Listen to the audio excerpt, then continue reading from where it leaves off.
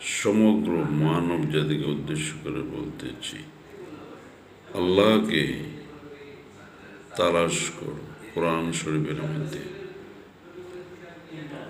শুধু পানির কথা চিন্তা করুন। আমরা যে বিভিন্ন রকমের রোগের খাবার খাই, কিডনি সব পরিষ্কার করে সাদা পানি বের করে দেয়। শুধু এই একটা চিন্তা করো, এটা শুকরিয়া শেষ করতে পারবে না। শুকরিয়া আদায় করো আল্লাহ পাকের।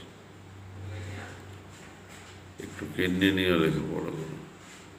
কিডনি কী জিনিস, কীভাবে ছাকে, কত রঙের খাবার আমরা খাই, সেগুলো পরিষ্কার হয়ে সাদা বের হয়ে যায়। সমস্ত আবর্জনা ময়লা সমস্ত প্রকার পরিপাক করে দেন আল্লাহ পাক। শুকরিয়া আদায় করো বান্দা। কোরআন তেলাওয়াত করো, আল্লাহকে তালাশ করো, তার মহিমা আলহামদুলিল্লাহ ঘোষণা করো, শুকরিয়া আদায় করো।